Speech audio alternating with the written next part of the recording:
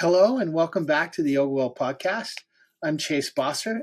I was a longtime student of Mr. TKV Desikachar. And on this podcast, we talk about all things Viniyoga, all things the teachings of Mr. Desikachar. Today, joining me on the podcast is Sarah Capua. She's a certified yoga therapist, Zen practitioner, and End-of-Life Doula, and the most important part, you're a longtime chaplain. Welcome on the podcast. Thank you so much. In this podcast, I often start with people's yoga journeys. And I think that you are an example of someone who, when you make efforts and you have curiosity over a long period of time, it takes you down unexpected avenues, and it takes you into places that you might not have thought where you'd go when you were starting off, but you end up in these really satisfying and delicious places. And I want to talk about your trajectory in yoga and outside of yoga and all the places that's brought you. So can we start with, how did you come to yoga? So I started yoga because I was a contemporary dancer and I was living in New York auditioning for companies after college. I just wanted to do something that wasn't going to dance class. And so I started going to yoga because my roommate went to yoga and I really hated it at first. I found it very uncomfortable, but I just kept going for whatever reason. Why was it uncomfortable?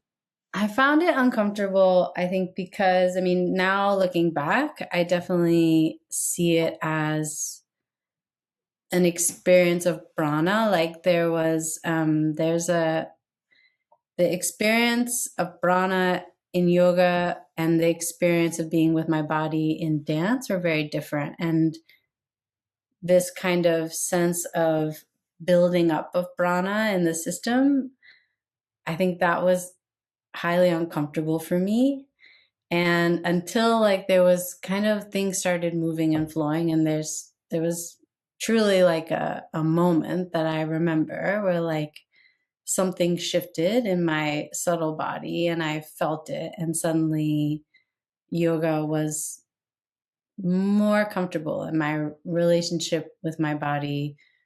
I felt more comfortable in this kind of subtle relationship with my body. What was it about dance that you liked?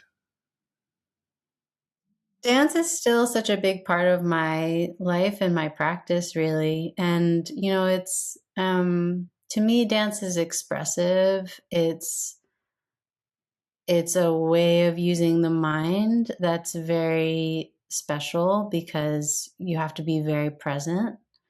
I was never a very technical dancer, but I think I am an expressive dancer, like a dancer who wants to have an experience.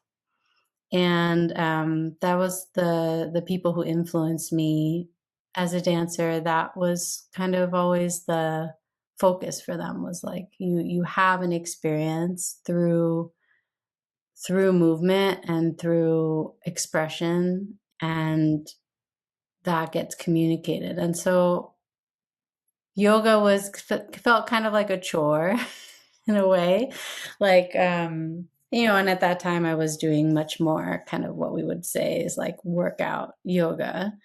But it was it was much more contained and I was less in charge. But truly, I remember I remember where I was in the room. I remember the position of my body. I remember feeling something shift in my system and not having language for that or context for that or understanding of that. And to me, looking back on that, it was an experience of prana that was my first. And, it's fascinated me from there on out. And then I injured myself very badly in a rehearsal. Hold on a second, because I think that this difference between dance and asana is really interesting. Mm. I am I myself am an avid dancer, Mm. uh, and I married a dancer. And we have had this interesting dance in our life because my wife is a really accomplished salsa dancer. And there's a lot of discipline and precision there. And I am a terrible salsa dancer. I mean, when I dance with her, I look fantastic because she does all the back leading and everything, and I look great. But on my own, I'm a poor salsa dancer. However, I love to dance. I was a deadhead, and I love to shake it, and it's so expressive. Shake, shake, shake, shake, shake, shake. So it's so expressive, and it's a way of being like in your body and exploring it and seeing where it goes and how it's being moved by the context of your surroundings. Yeah. And asana is in a lot of ways sort of the opposite of that. Asana is, instead of the external with the music coming in and let me respond and move, etc., it's more about stillness and something coming from within that is contained, and the body is aligned to the breath, and the breath is aligned with the mind, and it's a subtle change from within. There's a stillness that is there, which is really emphasized. Does any of this resonate for you? Yeah, absolutely. I mean, it's almost hard for me to think about it now because as a dancer now, and once I started yoga and then continued to, I have a dance company and we made work for 15 years in New York City. And I think, after that point, like those are really my favorite periods of dancing. And it was because of how yoga deepened this sense of the internal experience that I was having in dance. Again, I was never very technical, and so I was drawing on something else. And all the choreographers that like I worked with that really influenced me, it's so funny. They all were very confused about how, like, why were we being trained as dancers and we weren't doing yoga. And I think it is because it's a conversation. It's like dance is a language that you can have with your body, and to be in conversation with your internal experience in this very creative way. I mean, I find yoga to be creative in the sense that it's immediate and it's in the moment, it's not conditioned. And then the form, helps you to do that. This is true in dance too, but even like the way that I relate to dance is really, you've trained your body so much that it's just about access points, and then the form is totally is just the form of being a human. Yeah, they really deepen each other. And initially, I think I had never been with myself in that way. I'd use my body a lot, but I had not been with myself that way. And I see that a lot, I think it's very common if you're a Viniyoga teacher, like you have dancers in class, like people who have a lot of physical ability and connection. And sometimes it is hard for them to slow down in this way. I mean, I relate to that. I just am so far from that. Right, you've had your own, 15-year journey with the whole thing, so or longer that it's. Yeah. Now I just love it so much. I love the stillness. There's so much movement that can come out of that stillness. There's so much creative expression that can come out of that. I just love that space. So then you got injured. So then I got very badly injured, and it was kind of at the point where things were going well for me as a professional dancer. And so I'm very lucky that I had yoga at that time, because I think otherwise I would have had quite an existential crisis, because I had to Right, stop dancing. because if you're a dancer and your whole identity and profession is built on your physical capacity, and all of a sudden you can't perform, that's Yeah, but I think in the back of my mind, I always knew that there was an amount of like self-focus that was uncomfortable for me as a dancer. Like to really do it well, you have to really be, and my husband is a visual artist, and he is someone who should be a professional artist because he wakes up and he thinks about his crafts. That's what he's thinking about every moment, that someone's not talking to him and making him think about something else. And that is how you have to be, to have that be your job in that way. And I was never totally comfortable with that. I really wanted to be of service. That was an important part for me. And it's not that you can't be of service. I just, to make it kind of, I didn't really want to give up some of the values in my daily life that I would have to give up to do that. And so it just happened to be that I had signed up for yoga teacher training, very without thinking about it very much.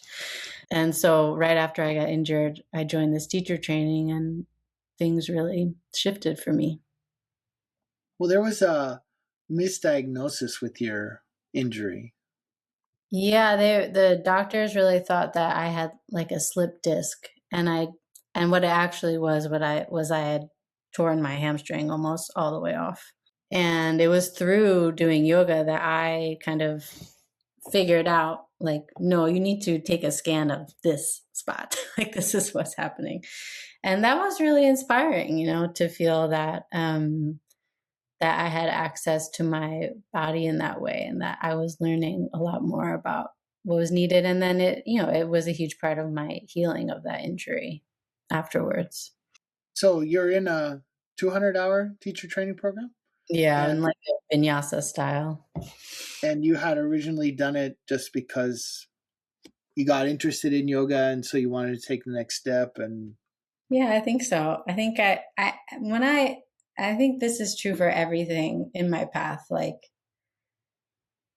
something, there are so many things on my path that I hadn't.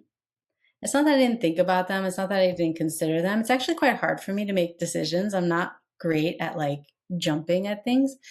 But the things, when I look back at my path as a yoga practitioner, like the things that came onto the path that I took on, like they just appeared there, and I just went with them. And so I honestly don't even know how I joined this teacher training. I think I had never taken class at this place.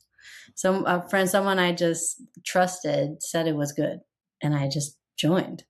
And then those teachers were very influenced by Deskachar, and so that's how I learned about Deskachar. We read The Heart of Yoga. then you're still not. You're finished with the teacher training program. Are you back dancing? I was always kind of, so I stopped dancing. I stopped auditioning because I couldn't like hand my body over to somebody else, but I did keep dancing, making my own work.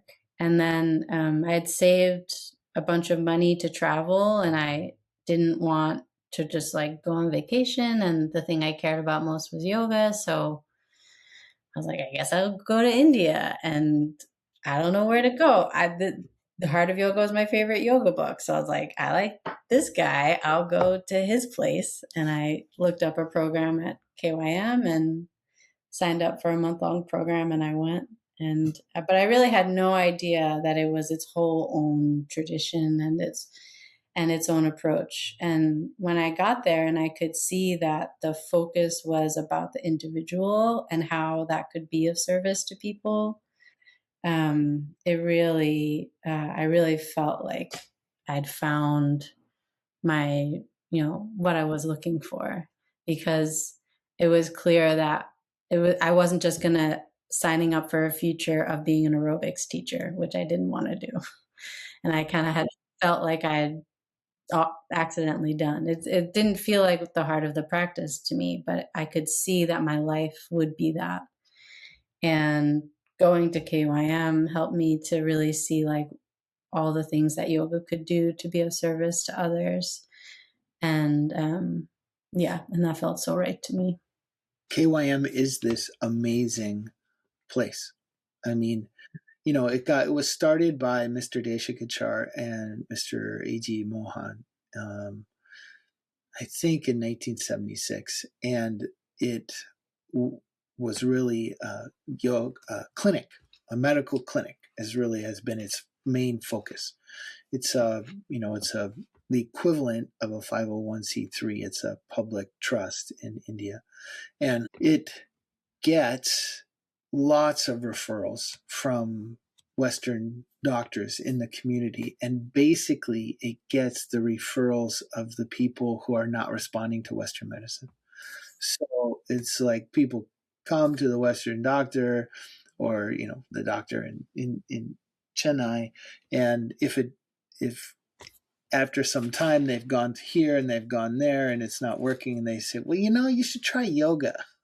Go to KYM. And so then at KYM, it's individual one-on-one classes. Everything is individual one-on-one. There are a few group trainings, but there are no group classes. There's no like yoga class as we understand it here in the West. It's all you go, you have an intake with a senior teacher. That person understands what is your situation, where do you want to go, and then they put elements of what they want in there, and they match you with a teacher, and then that teacher goes and gives you an individual practice, which you then go and do on your own, and you come back after a week or so, and it is amazing. And Yeah. I agree. This is one of those things where when I say to like my friends, like I'm a yoga teacher, like saying that doesn't capture at all what we do. And I know that by saying that, they're having a picture. I always think of it as like, now as soon as I say that, now I'm dressed in spandex with one of those little microphones in front of my head. I'm saying, push it, get it, yeah, harder. And I'm like, that's so exactly opposite of how we function. But anyway, I don't try to disabuse them of this misperception. I just say I'm a yoga teacher. Yeah, I mean, it was such a different way of teaching, and such a different way. I mean, this was a group, this was like a big group that was there for a month, and it was such a different way of teaching. Like, and I just remember so much, like, because the school where I had studied my 200 hour was very Iyengar based, so it was very like clear lines, whatever. And I remember like watching, they would demonstrate in the asana class, they would demonstrate what we were to do.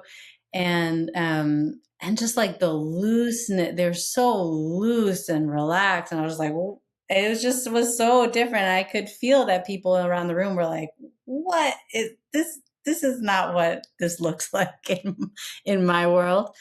I think that being there influenced me in a lot of ways. And one of it was, I don't know, my response to it was really, I think, just the process of going there and being there. And on our first day, Desikachar came and spoke to us and said hello, and just being in his presence, which I hadn't expected. And I think it really showed me that, so much of what, if we're really going to learn and change our patterns, then it's going to feel weird and different. It's going to feel like a little bit like, oh, that's like not the thing that I think that I know. And kind of getting to watch like all the Westerners have this response around me and fight against it a little bit was really useful. It was a really great teaching moment to just be like, like, I don't need to know this. I don't need to figure this out. I'm just going to, I trust this place enough. I feel comfortable here, and I'm going to have an experience and see what it is for me. It's a little bit my nature to kind of like sit at the back of the room and observe. I think that experience taught me that really well. And I think that served me a lot in my process as a practitioner and as a teacher, to just to not feel like I needed to grab onto things or understand them too quickly or identify with them. Or they needed to identify with me, or else it couldn't possibly be right. But just to like give, if I feel trust in what I'm doing, then enough trust in what I'm doing, then I can just like kind of let it take its time and see what it is. And that has been really served me a lot. That's fantastic. I think that this is a piece that is hard to describe to people when they come to Viniyoga, because people go to yoga and they start feeling better. They love that. That's why they keep going back. And yet, if we're really going to be applying the principles and doing the process, it takes you outside of you, or it takes you outside of your patterns and all the things that you had established before, and that feels awkward and it feels weird. And lots of times it is also coupled with a reducing of one's defensive mechanisms. And so then all of a sudden, oh my God, I'm so anxious all the time. Or, wow, I don't feel safe. Or, why is it that I feel bad? Or why am I on edge? And it's like, this is a critical part of like yoga actually working, because it takes you outside of your usual patterns, and then you bump into the stuff that's actually been there, that is, you've been trying to work through or over or around or whatnot. And it's at this time that a lot of people drop out, and they're like, I don't know, it's not working for me anymore. It was making me feel really good, but now I'm feeling it. It's like, no, no, no, this is really working. Yeah. This is now when you got to hang in. And I love that you're like, this attitude that you've had has served you well in your life. And I really agree with that. I see that a lot. I remember when I was there,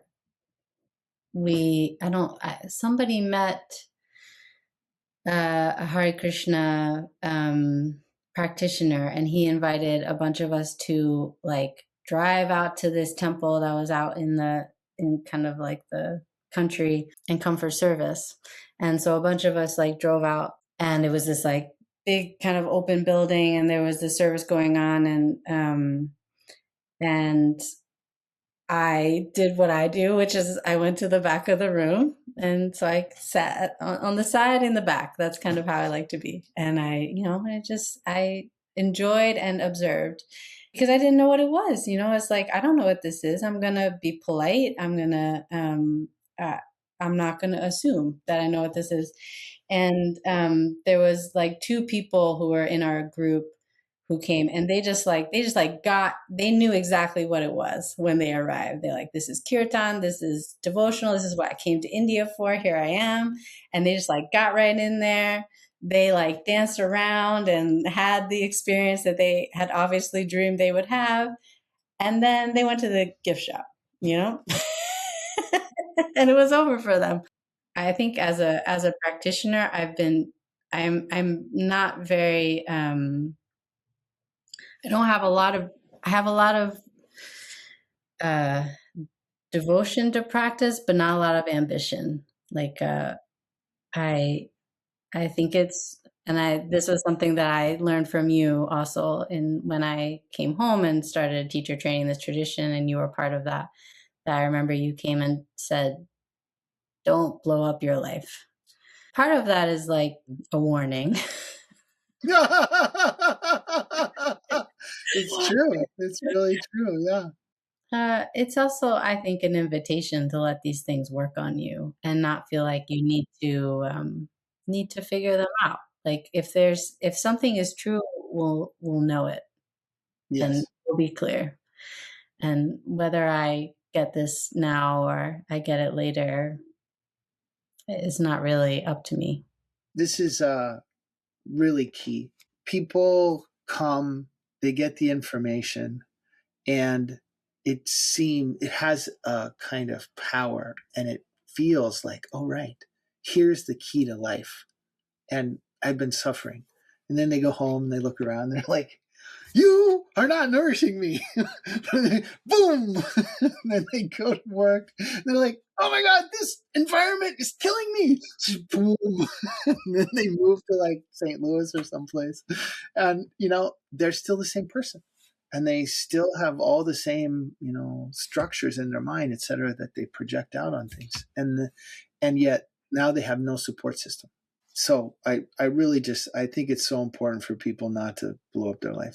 Really hang in there, make some, try to work through things. And, if you can't, then you can't. And then, you end something and go in another direction. That's all part of yoga, no problem. But it's definitely a come in, feel, apply, feel again, apply again, and move forward and step by step like that.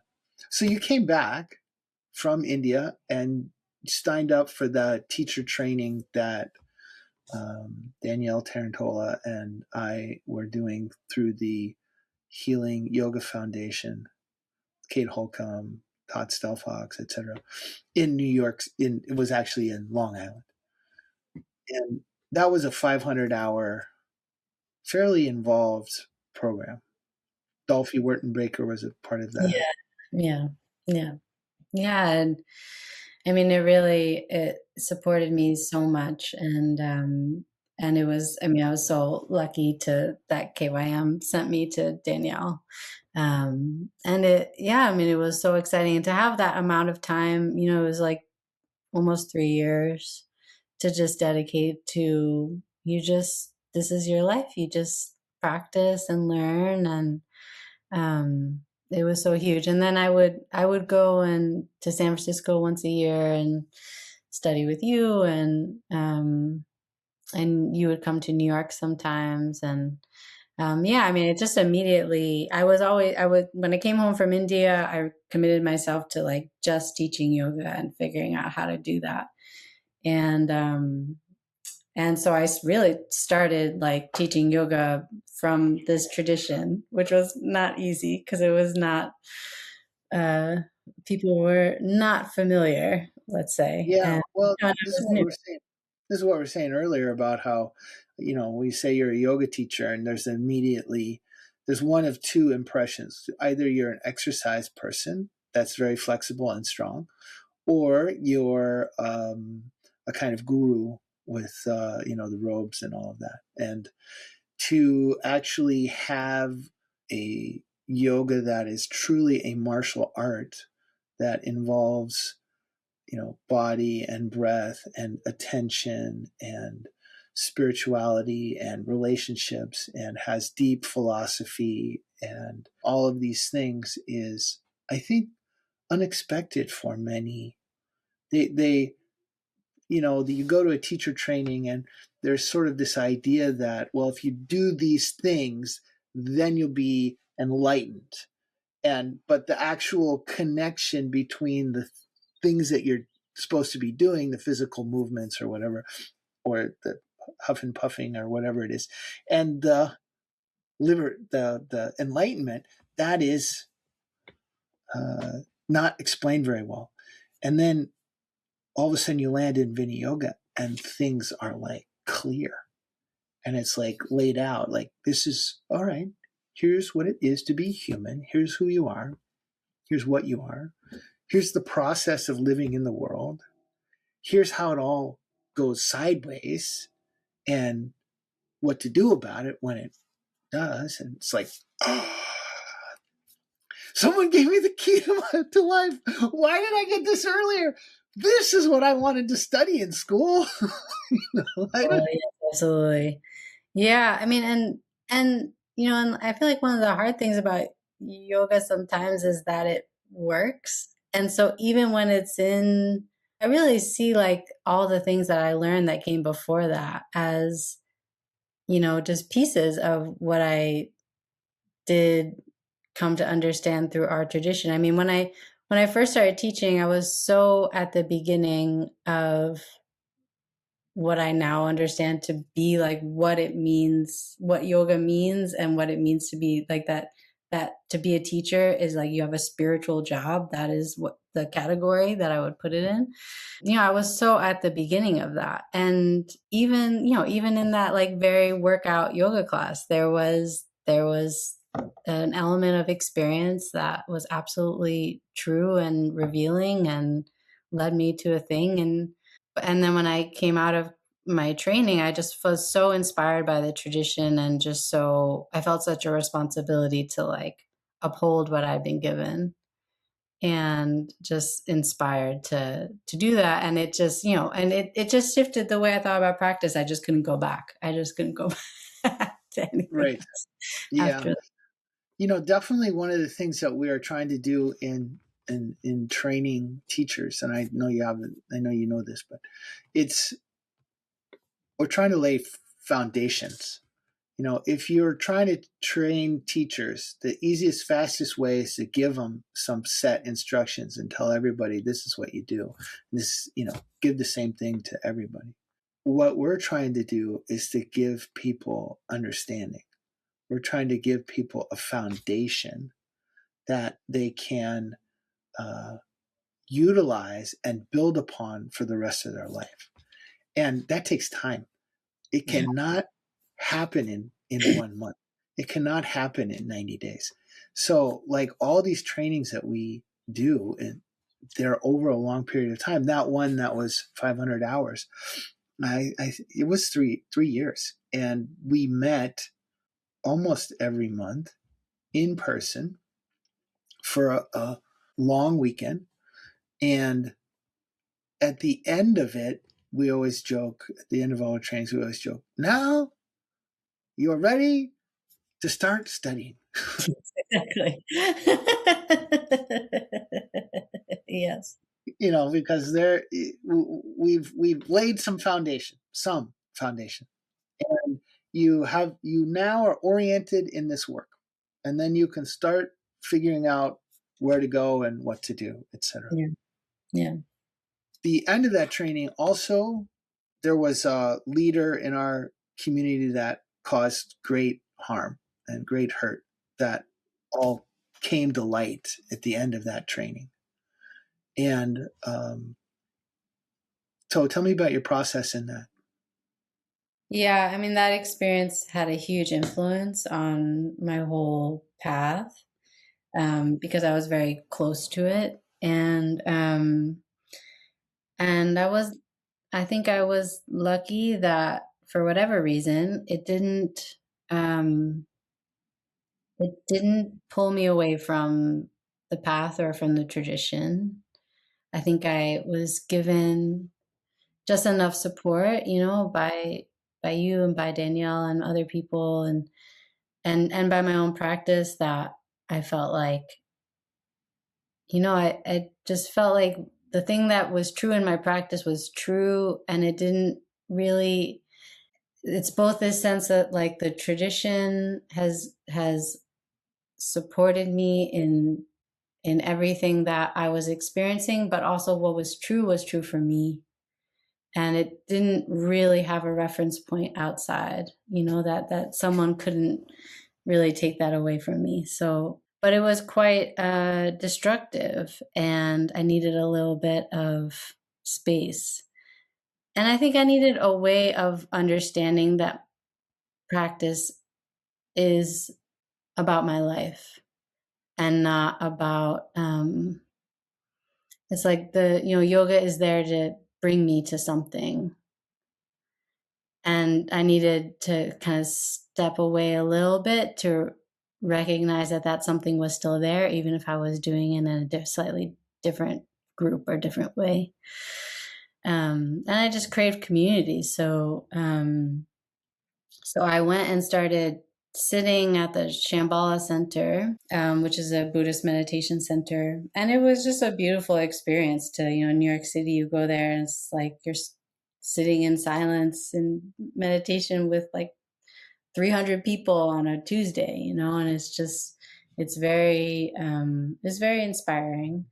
And I met some wonderful friends there that ended up being a big part of my life. It kind of started me towards like my a more Buddhist influenced meditation practice, and I found that really worked for me in a different way.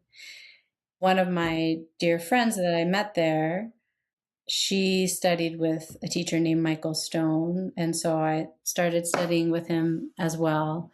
And that was a wonderful experience because he was both a Buddhist teacher and a yoga teacher. And so immediately I felt like, oh, like I get to keep all the things and they all get to integrate and they're all just one path.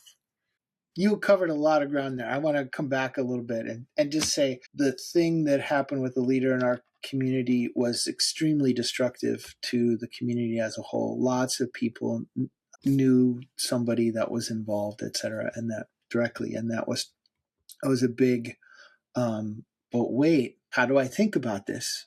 You know, if you're, does this affect the teachings? Does this affect my belief in the process? And of course, people in the community have different responses to things. And so you really see like who's done their work and who hasn't done their work, et cetera, because, I mean, you got to be honest about things. You got to say, okay, here's what I know. Here's what I think happened. Here's, you have to address things in a straightforward and honest way. You don't have to do it in a drama way. It doesn't have to be like, but hey, they're facts, and people got hurt. It's important to really acknowledge that and be open about that. And at the same time, I think it's complete bullshit to say, oh, it's the teachings, not the teacher, because like hey, the teacher is the one with the power because of the teachings, and we need to separate them and acknowledge that, hey, the teacher is not the teachings. And at the same time, it's going to affect our relationship to the teachings. So, like for me, integrity is foundational to this work. And it's incredibly important that people's lives match what they're teaching. I'm not saying everybody has to be a monk, but you have to be operating these principles in your life. And one of the things that really happens as part of this is communication and an ability to stay with the uncomfortable, an ability to stay with stuff that is ugly and sift through, okay, well, what applies to me and what is my role here, and what do I need to do, and is very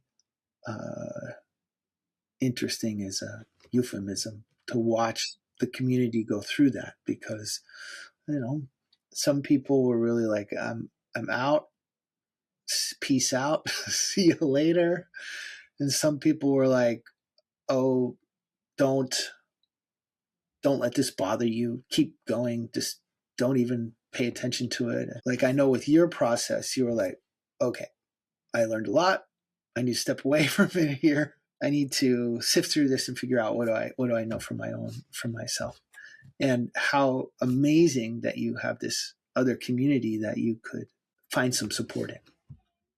I think I realized that the effect that identifying with the tradition and the dangers that that could hold. Right.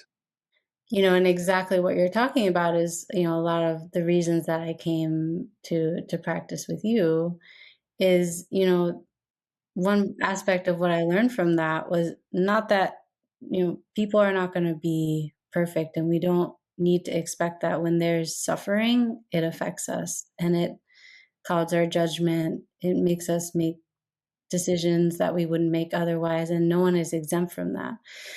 But what should come first in a tradition or teachings that are about what it means to be human and means to wake up is our humanity. nothing should ever be put above that, including some idea we used to have about the purity of some tradition and what it needs to look like in order for it to continue on. Like we can have more faith in the depth of the teachings and in the humanness of the people who are involved in it, that there can be suffering within it and it can continue. And yoga prepares us for that. It's not in the way. And for me, as someone who is very close to that, um and it's a part of my own path that I feel like a responsibility to hold, because I did unfortunately have, experiences of people in our tradition telling me like, oh, well, we don't want to talk about that anymore. That was ugly. Let's move on, and to me, what is most important is not that we pretend that we're perfect, but that we be human and we be truthful about that. And so what that looks like is seeing, like, I trust teachers who I can see that their mistakes changed them. Not that they didn't make mistakes, but that they let themselves be changed by their mistakes and are willing to take responsibility for that, because to me, that's in the teachings. In the teachings is not, you will never suffer and therefore make horrific mistakes that hurt people. In the teachings is, you will take action that you try and consider to be thoughtful and thought through. You will reflect on that, and then you'll recognize that you don't get to decide and the results of that. And so inevitably we have to show up to the fact of that. And when I can see that, it makes me I feel more secure. I feel like I can park my flag here for a while. It's still in the back of the room. I'm still in the back of the room to the left. Just in case. I hear you. Okay, so you got to Zen, and Zazen is a particular kind of practice. So describe that and say what was your response to it. So I studied Zen mostly with Michael Stone, who was he was his own kind of teacher, and he was very traditional in some ways and very not traditional in other ways. And the practice of Zen I think it really attracts people who want to find stillness in order to really sit in the middle of their life. There's not a lot of wiggle room in that practice for like what is here right now. And I think also, coming out of the experience in our community, in our tradition, I really appreciated that it really felt like we're not trying to run, we're not trying to go anywhere, we're not trying to have some kind of experience other than exactly what is here right now. And the forms, Zen can be quite formal. And the forms are all about that. They're all about giving you an opportunity to wake up.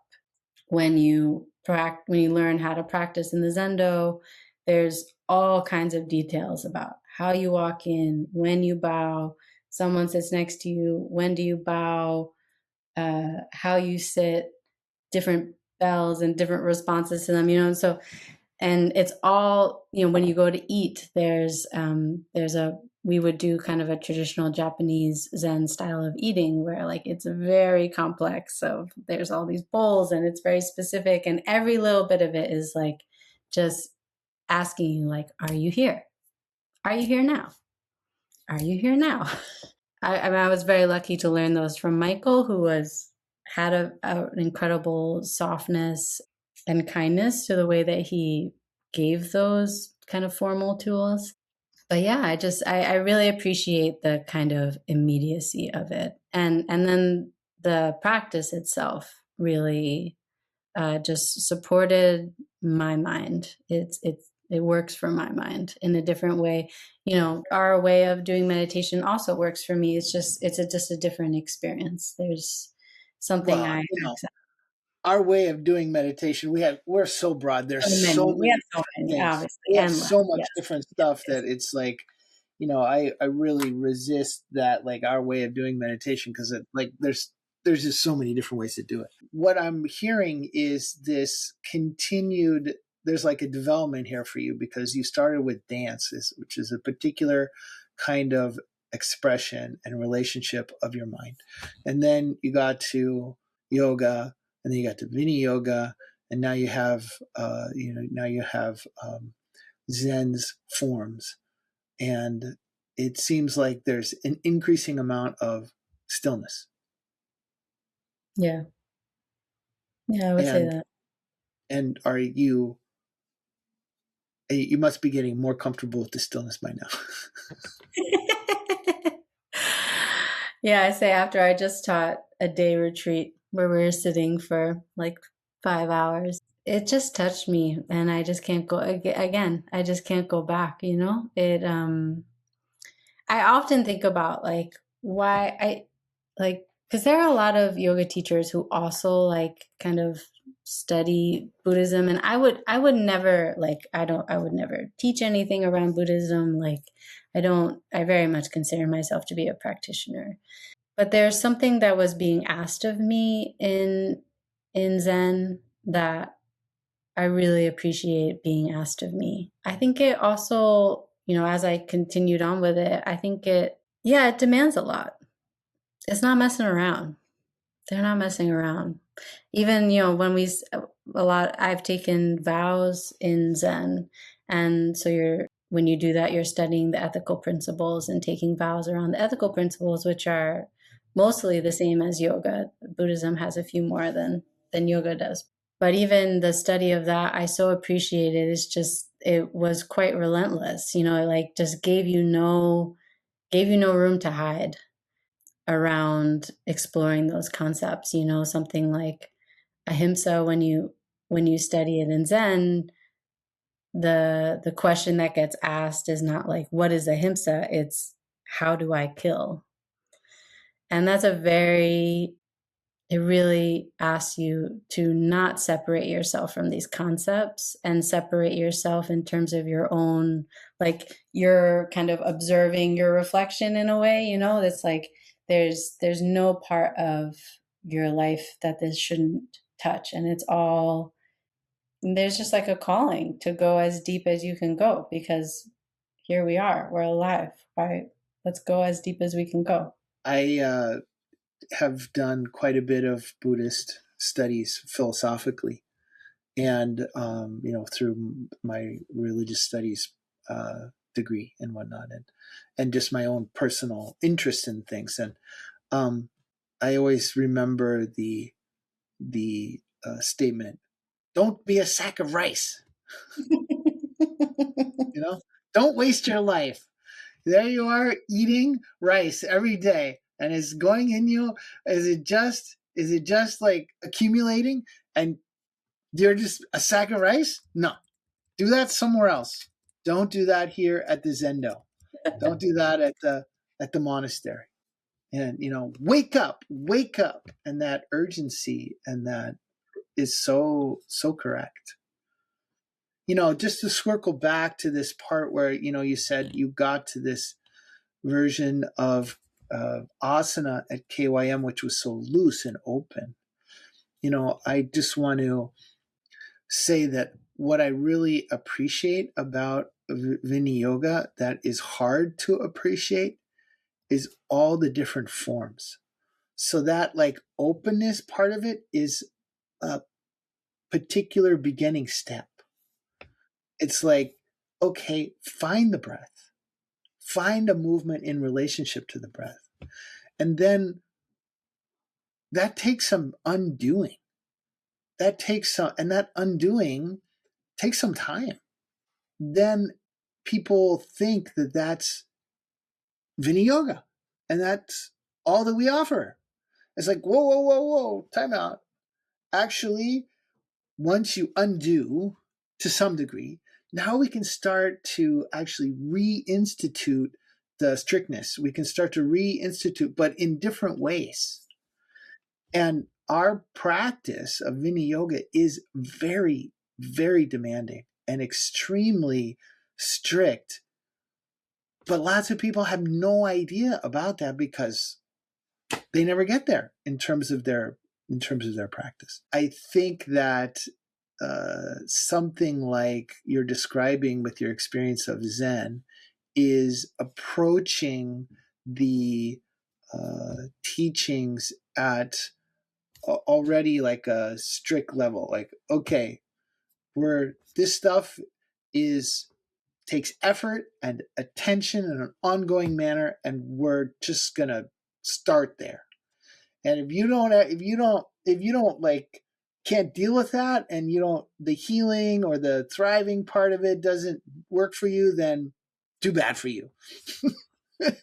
And Viniyoga, I think, makes a decision to start at a different place, and then its problem is that lots of people don't get up to that discipline part, and so they don't end up with that aspect. I don't. Does that resonate for you, or is that?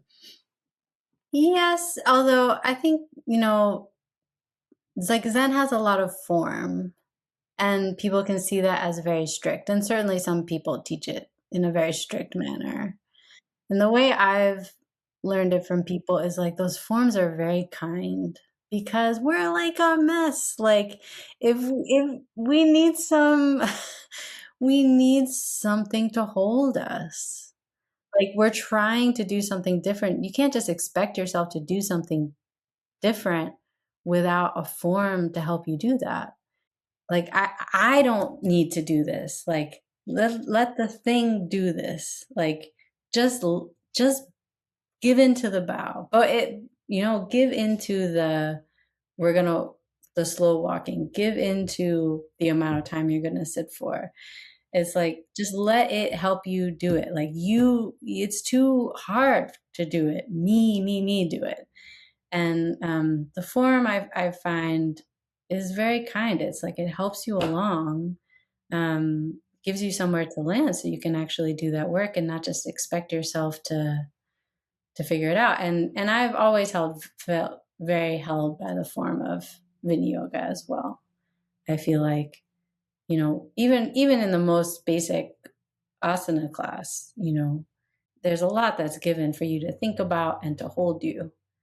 And because of that, we get to, function in a different way. And even just seeing that is so useful. So this part of your training with Michael Stone brought you to train to be a chaplain. How did that happen? Michael Stone had some colleagues who run this center called the New York Zen Center for Contemplative Care. And it's Koshin Paley Allison and Choro Roberts, who are really like leaders in kind of the Buddhist approach to end of life. And they have a program that's like a 9-month program about exploring end of life within practice through Buddhism. And it just, it kind of just came into my path, and I just stepped onto it. I mean, I did it partially because I could feel like, I was working with people one-on-one and people were having difficulties, and I could feel that like death is something that I think that I don't know how to handle or how to show up for. Like some part of me is not sure that I know. And it's definitely going to come up. So this is probably something I should explore. And then when I finished that program, they wanted to train practitioners to be on staff. And so I trained as a death doula. And then when that was over, they all said, okay, so now you should go study chaplaincy. And I was like, no, that's weird. I would not do that. Like, I'm not a priest. Like, that doesn't make any sense. Because I really had this distinction between like what we do and the idea of like a religious job. Or I'm thinking of myself as like religious. I felt like that's not me. And then another teacher said it, and then another teacher said it, and then I don't know, I just did it. I just did it. Yeah. Sounds like you really, this self-described difficulty in making decisions, this may not be entirely accurate. I mean, to me now, I look back on it as like when it's part of my path, those are easy decisions. It's the little things like, should I buy my plane ticket to London today or should I wait 3 days? Those are the things I'm not so good at. The really important ones, the really important decisions in life. Yes. Yeah. Where should I live? What should I do? Who should I marry? Those things are all pretty Straightforward, easy. There is no decision. This is what I'm doing. Yes. Yeah. But it did really, chaplaincy it's a wonderful lane, I think, for yoga therapists, and not maybe a lane that we think of as something that we could take on. But it's just this incredible opportunity in those settings, in like a hospital settings or a hospice setting, where you're like the one person at the hospital who doesn't need to like get anything done. You don't need to like get this patient to do this or do that, or literally your only job is to be human with the humans in the hospital, the staff and the patients. And you're given space to do that. And within this, concept of you're coming in for spiritual care to address their spiritual aspect of themselves. And it's an incredible role. And for me, it really challenged my ideas around like whether or not I have a spiritual job.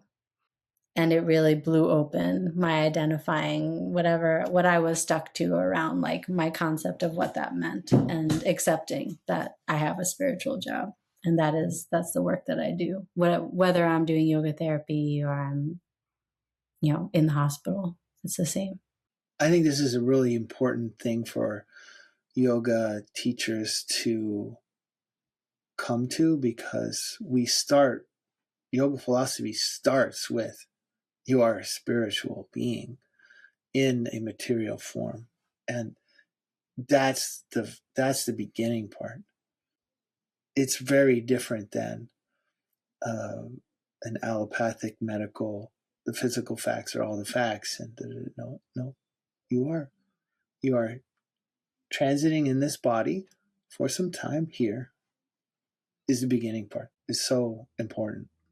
But even as a teacher, I think as yoga teachers, sometimes we like, when we're wondering about how to present ourselves, we maybe like compare ourselves to, I don't know, to other kinds of therapists or other, physical therapists or something like that. Like those might be the people that we're like wondering, figuring out how we exist in the world that distinct to them, but alongside them. But I really think that having experience, being part of Buddhist communities, like it's those teachers that I think about, like, this is our lane, and I think Buddhists are really good at presenting themselves as what they are. They present themselves as like, you're gonna come today with a Buddhist teacher, you're gonna meditate, you're gonna do these things, you're gonna study Dharma, there is no need for them to present themselves as anything else. But for us, like, we do that too. We just have even more tools to help someone and for people to engage in. And obviously there are a lot of reasons that yoga teachers feel like they need to present themselves. Like, it's the fact that we have physical tools, I think, can make us think that we need to present ourselves in some other way, but we really don't. Like, we just actually have a huge amount to offer. I love it. It's so good. So you go in to the person in the hospital, and it's your job to be human. What does that look like?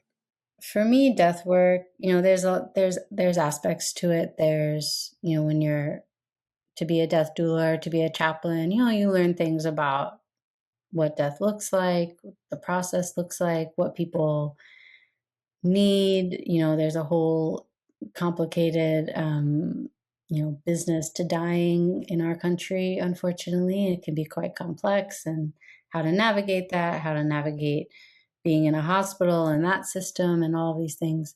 So there are, there are things you learn about stages of death and things like this. But to me, what both of those roles are about is just being you're someone who is there and present no matter what, and isn't attached to an outcome, isn't looking for like a positive outcome or a negative outcome.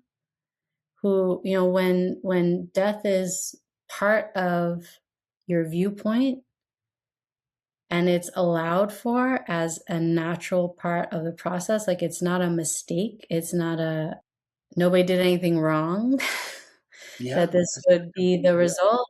It is as essential to being alive as being born. To just allow for that really also opens up and allowing for all these different levels of experience that I think we often push away or sideline.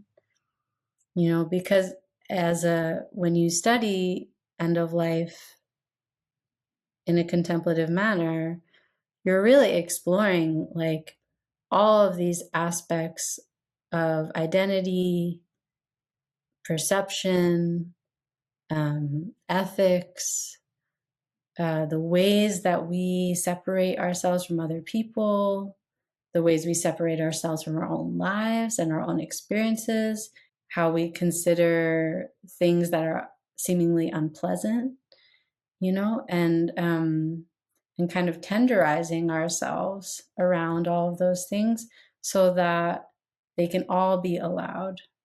One of my favorite teachers who I was lucky to study with a little bit is Frank Osistensky, who he started one of the first Zen hospices in America in San Francisco. He's just an incredible person. Frank has this beautiful teaching around pausing, noticing, and getting closer, or what he describes as becoming intimate. And intimacy was so much of the language of how I learned, like, what does it mean to be in service around end of life? Is, literally just to like allow death to be part of someone's experience and not fight it. The whole process. And then when we don't fight it, there's actually a lot of really interesting, beautiful things that happen. There's this kind of dissolution of identity that happens. There's letting go of patterns that maybe were protective patterns that we thought we needed that we don't. And those are things that can be hard for the people who are attached to that person. They see this person's being alive as all of these things that we in yoga see as, prakriti, as actually subject to change. Other people are very attached to those things. And so when you get to walk in and be the person who says, like, I'm okay with where you're going, wherever you're going, I'm here. It's such a special opportunity, because it is harder to do that in our own life with the people that we want to stay. yeah, To have the opportunity to really just, I mean, the way my teacher Trudy, who is also a Zen teacher, I was very lucky. One of the reasons I went and did chaplaincy was because this woman, Trudy Hirsch, was training chaplains at the hospital nearby. And she was like one of the first Buddhist teachers to ever teach chaplaincy. She originated so much of what a lot of Buddhist teachers are teaching around end of life. And she was like half an hour up the road from me. And I was like, well, then I have to do this. And, one of the things that really influenced me, that she taught me, was that listening is prayer, and And we have that practice. I think that's something that we as yoga practitioners can really understand, is like, we don't have to do that much. Our presence and our connection, our relationship, as Descachar always said, is like, that's the grounding of everything. And so we're very prepared for that, to be present to that part of people's lives, and to do it is really, for my own path, it expanded so many things for me. It's very interesting. You have covered a lot of ground. Really interesting stuff. I think that our Viniyoga practice starts with self-observation and becoming intimate with one's own self.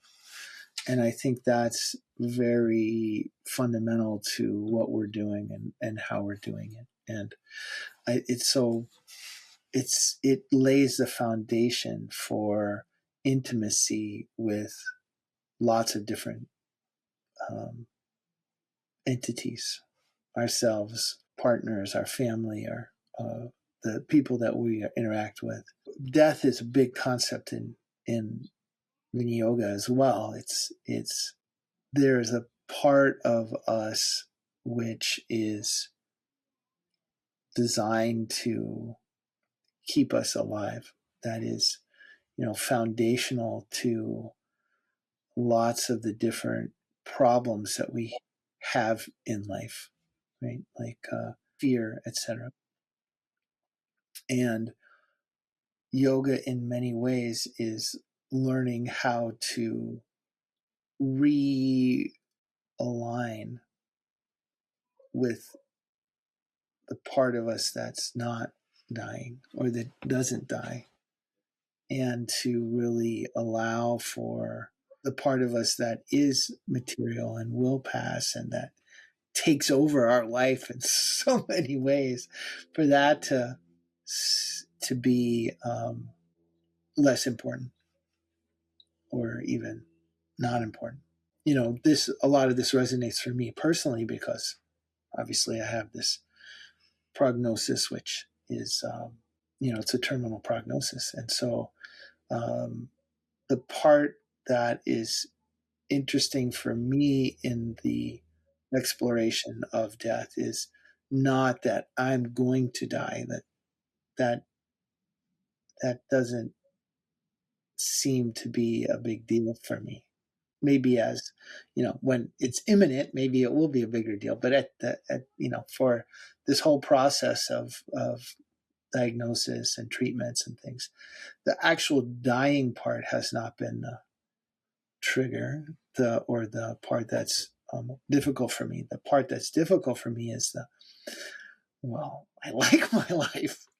I have a 7-year-old.